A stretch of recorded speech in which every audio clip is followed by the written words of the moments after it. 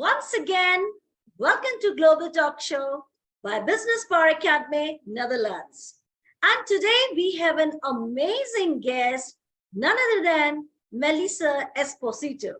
Welcome, Melissa, from Italy to our India and to the Global Talk Show. Hello, good evening, good afternoon, good morning, everybody. I'm very happy to be here. I'm very proud. I thank you for the great opportunity to be here with you. Well, before we start this lovely journey with Melissa, I would love to tell you about Melissa. She's from beautiful country, Italy, global educator, inspirational speaker, and a great teacher, who love to inspire world students and millions of people through her valuable teachings. So let's start this journey with a great zest and zeal. And my question to Melissa is, please enlighten this beautiful world by your inspirational journey today. Thank you. Hello, everybody. My name is Melissa Esposito, and I am an Italian math teacher in high schools. I'm a little over 50 years old, and I was born in Naples, a city located in southern Italy, famous throughout the world for its songs, like O Sole Mio, but in particular, above all, for being the city where pizza was invented, which is now famous all over the world. First of all, I wanted to speak about my family. I was the first of three children, only girl. My parents loved me from the first day I came into the world. Both teachers have passed on many values to me, including one according to which one must never stop learning and that one must fight to build one's future. From an early age, I loved to read and write. In high school, I studied at the Scientific High School, and there I made the decision to continue my studies at the university at the mathematics faculty. I find this discipline fascinating and at the same time simple to study and understand. It is the basis of the world and of all the things that surround us. Everything is governed by mathematics. I graduated among the first in my faculty with honors and immediately started teaching mathematics and physics in high schools. From an early age, I loved to teach, and the first time I entered the classroom as a teacher, I felt I was fearful and insecure. I was afraid of not being up to the task of correctly carrying out the precious task I had received, forming the minds of the future. But the relationship with young people, with their enthusiasm, with their will to live, spurred me on to do better and to give more day after day. It's the supreme art of the teacher to awaken the joy of creativity and knowledge, reads a famous phrase by Albert Einstein, indicating the prevailing role of teachers in the educational growth of children. A very important role of great responsibilities, often not valuated. Does the teacher have an educational role towards the pupils? Of course, yes, because the teacher is an educator and not a repeater of knowledge. Because students need to bring out the best in themselves and not to be filled like containers. Throughout the teaching attitude and method, the teacher transmits a precious treasure to the students, namely the love and passion she has for the discipline she teaches. Love and passion are the tools that help students fall in love with what they hear. Love and passion are the tools that help students to study with awareness. Love and passion are the tools that students will use tomorrow in the world. If the teacher transmits love and passion, the school becomes a beautiful experience of human growth and trains children, teenagers, and young people to be true and real citizens. Great. This one really amazing journey, Melissa, and love and passion.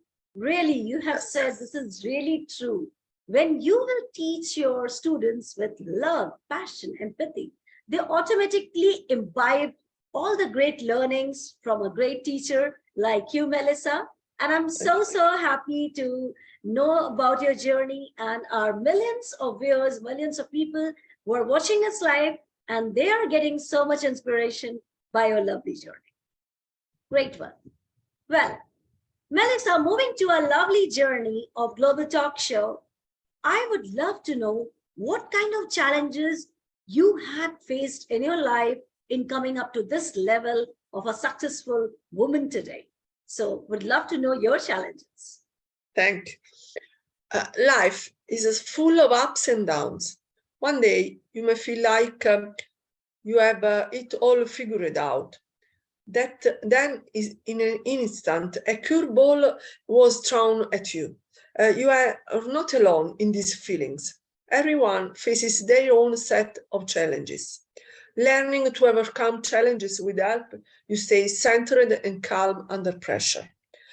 Everyone has their own preferences on how to approach a challenge in life.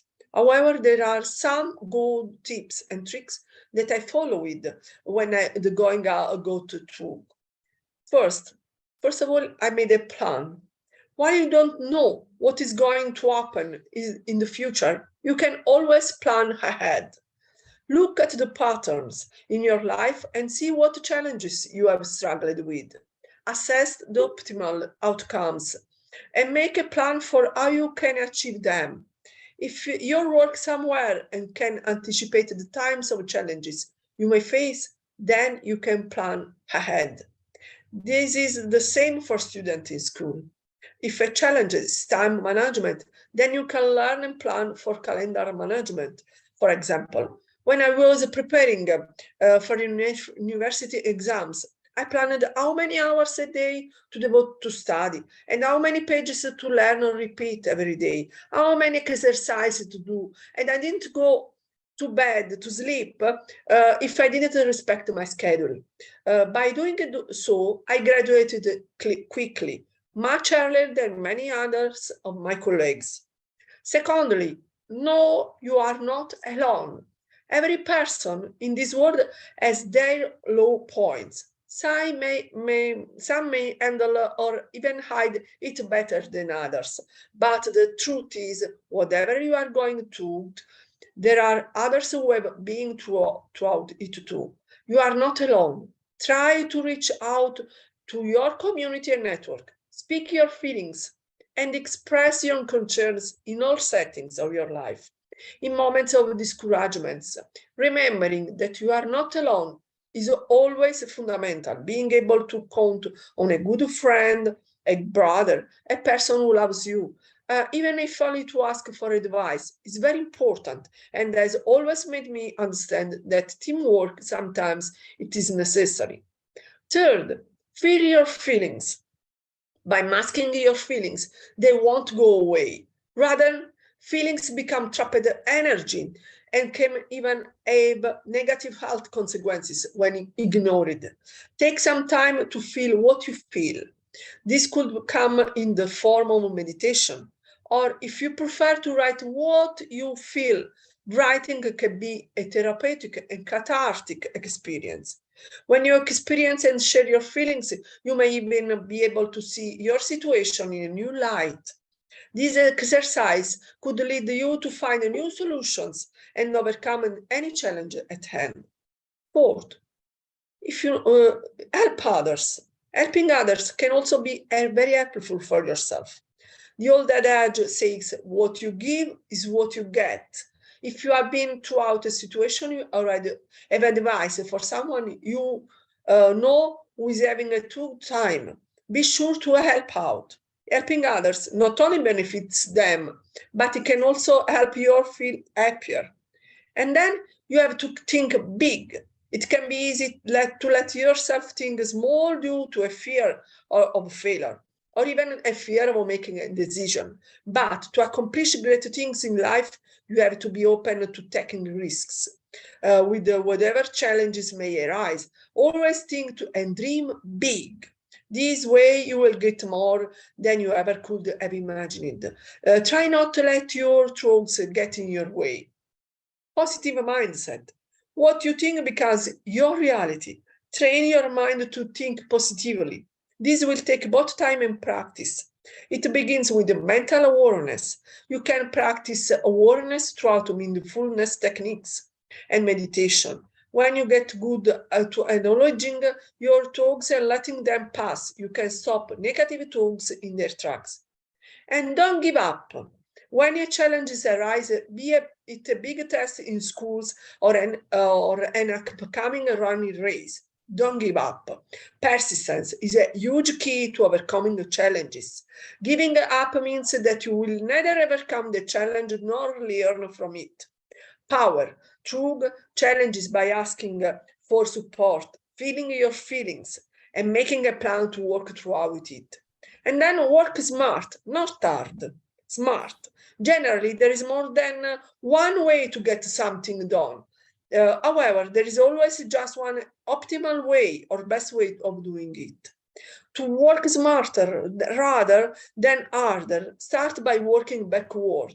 Outline and define your goal, then plan the process for how to get there. Perform research to see how others who have come before you have done it. Take account of your own skills and ideas for how you may be able to do better. Then stick to your path and get to work. This is really great, Melissa, which you have told in a systematic manner, in a point-wise manner, how to be a successful, how to dream big, and how to be empathize with others and understanding their problems. So this is really amazing. And I'm sure my global viewers must be getting a lot of knowledge from your journey, and they're going to leverage the power of your positivity in their life too. Well, moving to this journey, now I would love to know, Melissa, what work you are into, and please enlighten your work to the world too. Yeah. Okay. As I said before, I have been teaching mathematics for 28 years in a high school. I do my job with great passion and dedication, as I said before. My school is located in the same village where I live, a few hundred meters from my house. I teach in an industrial technical institute, specializing in health biotechnology. We train future doctors and workers in the health sector. My students range in age from 14 to 19, and I teach grades from 11th to 15. My school is very large. We have about 2,000 pupils and almost 100 classes. After graduating, many students immediately find works in the sectors for which they have studied, because they have received professional and serious training from all the teachers at my school. There are numerous laboratories present in the institute where the boys carry out experiments in chemistry, physics, microbiology, and touch what they study in the books. Initially located in a single building, the institute has a large and well-distributed spaces that occupy a covered area of more than 15,000 quarter meters. The building, equipped with two lifts, is spread over 5 levels, connected by access ramps to do not constitute an obstacle to mobility. Each level has 3 services and an emergency exit. All levels and laboratories are equipped with system approved fire extinguishers and a fire extinguish system. Recently, following the renovation of an internal area, a new construction was built adjacent to the main building, which contains 12 classrooms. The new area was inaugurated 2 years ago and was called the campus, and made it possible to implement the classrooms available to the school, which sees the number of its students grow more and more every year. Wow, this is great one. And it is great to know the enlightenment by your work, because being a global educator, teacher, and inspirational speaker, really, Melissa, you are spreading your positive vibes to the world, and we are leveraging the beautiful work from your work, and we are darting forward. Great one. So, if I want to ask what is Melissa mission, then what will be your answer? And we are just Dying to hear those mission from you. Okay, it is repeated in many quarters, and it has always been said, after all, that teaching is not a job like any other, but entirely sui generis, because it is organized differently. In many cases, in fact, it commits the workers to a number of hours equal to or greater than that of other professions. But even when, in a few cases, linked above all to certain subjects, the number of hours actually worked is lower, that this is replaced by an absolutely extraordinary moral and emotional involvement. When the teacher thinks what is function in society, a function that can condition the young people who are entrusted to him for life, both from a cultural and from a moral and socio-political point of view. It is a responsibility that we cannot fail to feel. It is like a voice that advises and admonishes us every day, leading us to avoid, if only we are able to listen to it, mistakes that will cause serious damage to our students and therefore to tomorrow's society, in which they will be the real protagonists. But what are these mistakes that a teacher must never make for his mission to be truly useful, almost like that of a philosopher, of a priest? They are many, and we can all commit them. The important thing, however, is that we do our utmost to avoid them. And if we really don't succeed, we at least try to make mistakes in good faith. I cannot list them all here, and I feel I will therefore limit myself to a few examples. The first is to give students the impression of not being very enthusiastic about our work and the discipline we teach. That is of lacking of an Italian psychoanalyst whose name is Massimo Recalcati. It tells the erotics of teaching. It is fundamental and indispensable, in my opinion, that the teacher proves that to be fully convinced of the usefulness of what he teaches, be enthusiastic in illustrating his topics and show his students this love in a tangible and evident form. Only in this way will involve young people and legitimately ask them to study and depend those contents. Because if those who have the honor of the burden of transmitting culture are not themselves emotionally involved in what they have studied all their life and which they must believe, how can he expect students to be passionate about things that are totally new to them and of which at the first glance they do not understand either the importance or the usefulness? Another essential cornerstone of the teacher's mission is the sense of justice, which students and parents hold dear. We must never and for no reason discriminate between pupils, whatever their parents, their character, their origin, their religion, their ideas. From the point of view of personal dignity, and from that the evaluation of profitability, all young people must be on the same level. All must be treated in the same way, because there is nothing that offends a young person's self-esteem as much as noticing or even just suspecting of being penalized in any way by the professor or the teacher, or treated differently by his classmates. There could be many examples here, but I will mention only a few. Never carry out different checks or checks of different lengths on the same subjects, because it does not conform to the principle of justice to interrogate one student for half an hour and another for 10 minutes, for example, nor carry out reports or research for all pupils of a class and then read of prize on only some of them. Or then, and this is in this case that sometimes happens, unfortunately, classify the pupils according to the mark they most frequently obtain and remain tied to that mark. Also, if performance changes, thus there are the 8 students who, even if they are given a test of lower value, at most drop to 7. And there are those 4 who, even if they improve, never pass to 5. In reality, these cases are much rarer than what students and families often complain about, perhaps to hide their children's lack of commitment to study. But they exist, and they constitute a real discrimination of which the boys and girls will carry the bad memory of for their life. And for them, it will always be a reason for accusation and distrust in the scholastic institution.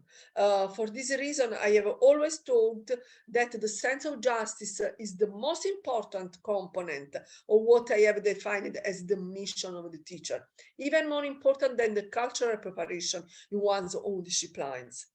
Finally, with this I conclude about this answer. Even if there are other things to say, a teacher who is truly aware of the importance of and the efficacy of his profession must try to always be present at school, that is to make as few absences as possible. For this reason, I have always been strongly opposed to double work. For example, the fact that certain professions, engineers, lawyers, various technicians, teach above all to accrue their pensions and guarantee themselves a secure monthly amount, and that they are often absent because they are engaged in other activities. In this case, a school becomes a stopgap. And I'm not saying it's always like this, but in many cases it is. And this is a serious mistake because the students have the right to relate to people who are fully dedicated to them. I'm never absent at school. I'm always at school, every morning, every day, or also if I am sick. And on the other hand, teaching, if well professed, leaves no room for other activities because it completely absorbs those who dedicate themselves to it with the spirit of mission. However, sometimes even excessive zeal can cause inconveniences, as happened just in this day to yours truly, struck by a bad flu. I neglected it for a few days and continued to go to school, even if with a cold and fever, because I thought that I have been in commitments. And the result has been the onset of a treatment and stay at home for a long time. But anyhow, we will all make mistakes. As I said at the beginning, the important thing is to make them in good faith, or in any case, believing that we are doing it right. That's all. Oh, superb one. And really, I wish you, Melissa, all the best, heartfelt wishes for your mission and for your vision. The way you told about a systematic planning about your mission. God bless you and help you, and a lot of blessings to you in accomplishing your dreams, your mission that will direct you to vision. That's really great one to know this. Well, Melissa, before going to say bye to my audience and to you, I would love to know your beautiful message to the global audience today. Yes, I leave my message relying on my motto. A splendid sentence said by Nelson Mandela, the man I greatly admire for all he has done for his country to fight racism and apartheid. His name is obviously Nelson Mandela, and he said, education is the greatest weapon of power we have to change the world.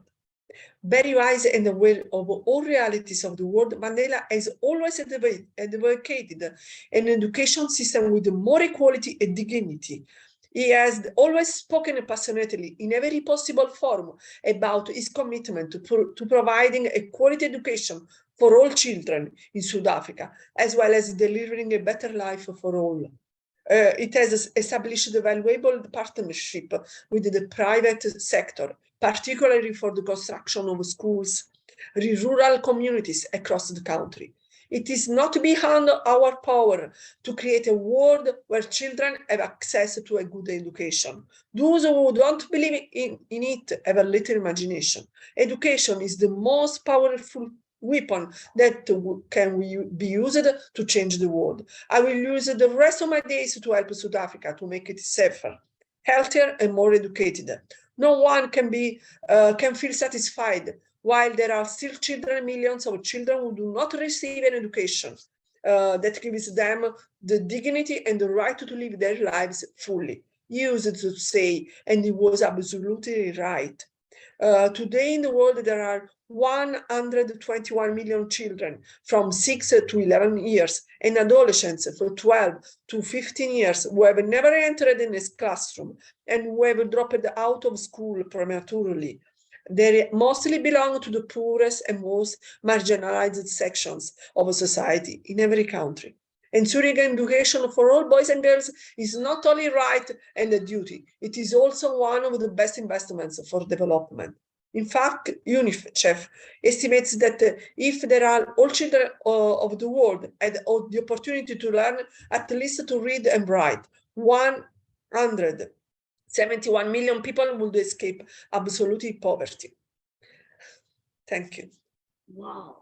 And I must appreciate the way you told about this beautiful message to the world today, Melissa. Heartfelt thanks to you for coming to our show and sharing your valuable life experiences, which has inspired today millions of people. And they are going to get lot of knowledge from your life journey, from your challenges, and they are going to move that forward in their life. Thank you so much for coming to our show and making this show a wonderful show. Thank you so much. Thank you again. Bye.